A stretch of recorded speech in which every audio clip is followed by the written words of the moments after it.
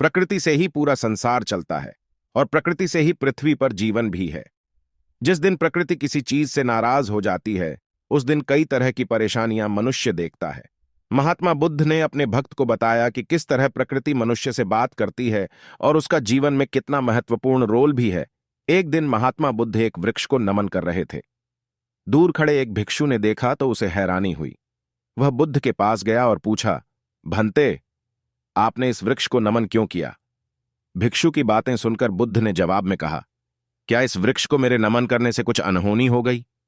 शिष्य बोला, नहीं भगवन, ऐसी बात नहीं, पर मुझे यह देखकर थोड़ी हैरानी अवश्य हुई कि आप जैसा ज्ञानी महापुरुष इस वृक्ष को नमस्कार कर रहा है, जबकि यह न तो आपकी किसी बात का उत्तर दे सकता है और न ही आपके नमन करने पर अपनी प्रसन्नता जाहिर कर सकता है। बुद्ध मुस्कुराए और उन्होंने कहा, वत्स, तुम्हारा सोचना गलत है। वृक्ष भले बोलकर उत्तर न दे सकता हो, पर जिस प्रकार प्रत्येक व्यक्ति की एक भाषा होती है, उसी प्रकार प्रकृति की भी अपनी भाषा होती है। वृक्ष में भी प्राण है, उसकी भी अपनी भाषा है। इस वृक्ष के नीचे बैठकर मैंने साधना की है। इसकी घनी पत्तियों ने मुझे शीतलता प्रदान की है। चिलचिलाती धूप, वर्षा से इसने मेरा बचाव किया है। प्रत्येक पल इसने मेरी सुरक्षा की। इसके प्रति कृतज्ञता व्यक्त करना मेरा परम कर्तव्य है। और बात सिर्फ इस पेड़ की नहीं है, प्रत्येक जीव को समस्त प्रकृति का कृतज्ञ होना चाहिए। आगे बुद्ध ने समझाया, तुम इस वृक्ष की ओर ध्यान से देखो, इसकी हिलती हुई टहनियों को देखो, इसके हिलते हुए पत्तों को देखो, इससे आने वाली मंद मंद हवा को महसूस करो। धीरे धीरे तुम इससे जुड़ने लगोगे, फिर महसूस करोगे कि ये वृक्ष बातें भी करते हैं। बुद्ध की बात पर शिष्य ने वृक्ष को नए आलोक में देखा तो उसे अनुभव हुआ, सचमुच वृक्ष की पत्तियां, शाखाएं, फूल मन को एक अद्भुत शांति प्रदान कर रहे हैं। अब शिष्य भी वृक्ष के सम्मान में झुक गया। महात्मा बुद्ध का प्रकृति के साथ जो गहरा संबंध था, वह उनके उपदेशों का महत्वपूर्ण हिस्सा था। उन्होंने यह सिखाया कि प्रकृति हमें जीवन के महत्वपूर्ण प्रिंसिपल्स जैसे कि संयम, संतोष और आत्म परिश्रम की महत्ता को समझाती है। पेड़ पौधों के जीवन से हमें यह सीखने को मिलता है कि संयम और संतोष के बिना हम अपने जीवन को संतुष्ट और सुखमय नहीं बना सकते। महात्मा बुद्ध ने यह भी दिखाया कि प्रकृति के विभिन्न प्राणियों का जीवन एक संतुलित और सहमत तरीके से चलता है, जिसमें स्वार्थ और आत्मिक इच्छाओं का प्रबल प्रभाव नहीं होता। उनके उपदेशों का मुख्य संदेश था कि मानव जीवन में भी हमें समाज में हमारे साथी जीवों के प्रति सहमति, सहानुभूति और अहिंसा की दिशा में काम करना चाहिए। इस तरह महात्मा बुद्ध ने पेड़ पौधों के माध्यम से हमें प्रकृति की भाषा की महत्ता को समझाया और उनके उपदेशों के माध्यम से हमें एक सशक्त, सुखमय और संतुष्ट जीवन की दिशा में मार्गदर्शन किया। महात्मा बुद्ध के उपदेशों में पेड़ पौधों के साथ जुड़े उपमानों का उपयोग उनके दार्शनिक दृष्टिकोण को समझाने के लिए किया गया था। उनके अनुसार पेड़ पौधे अपने जीवन में जीने के लिए केवल आवश्यक संतोषिता के साथ अपनी प्राकृतिक विशेषताओं का सही तरीके से उपयोग करते हैं, और हमें भी अपने जीवन में संतोष, सहमति और अनुशासन का महत्व समझना चाहिए।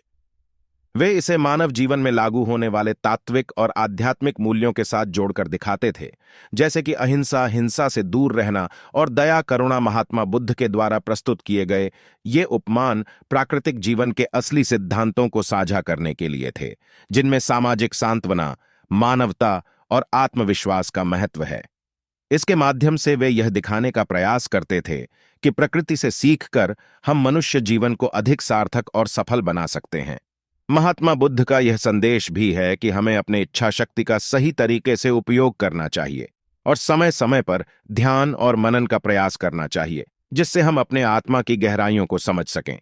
वे ध्यान और आत्मा के अंदर की खोज के माध्यम से आनंद और शांति की प्राप्ति की महत्ता को बताते हैं, जैसे कि पेड़ पौधों और प्राकृतिक जीवों के जीवन में व्याप्त होती है। इस तरह से महात्मा बुद्ध ने पेड़ पौधों के माध्यम से हमें धर्म, सहयोग और आत्मा के विकास के महत्वपूर्ण सिद्धांतों को समझाया और हमारे जीवन में इन मूल्यों को अपनाने का प्रेरणास्पद संदेश दिया। सहनशीलता, वृक्ष दुश्मनों के विरुद्ध बरसता है, लेकिन यह खुद कभी बदलाव नहीं करता। यह हमें सिखाता है कि हमें जीवन में सभी प्रकार की परिस्थितियों का सामना करना होता है, लेकिन हमें अपने मूल मूल्यों से कभी नहीं हटना चाहिए। धैर्य और समर्पण।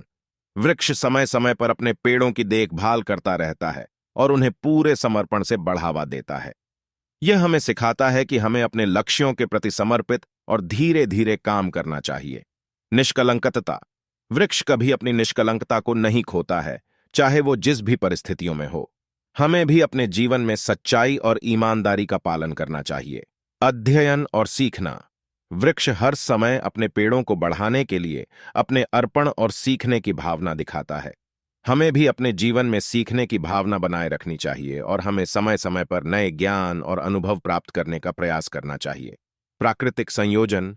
वृक्ष की शाखाएं और पेड़ के भाग सभी मिलकर काम करते हैं ताकि पेड़ सजीव और स्वस्थ रह सके। हमें भी अपने समुदाय और समाज के साथ मिलकर काम करने की महत्वपूर्णता को समझनी चाहिए ताकि हमारे आसपास का पर्यावरण स्वस्थ और सुरक्षित रहे। इस कथा के माध्यम से महात्मा बुद्ध ने हमें प्राकृतिक दुनिया के अद्वितीय तत्वों के साथ हमारे जीवन में एक सामंजस्यपूर्ण और सत्यनिष्ठ दृष्टिकोण की महत्वपूर्णता को सिखाया है।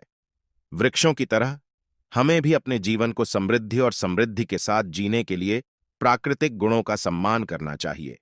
संवैधानिकता और ईमानदारी।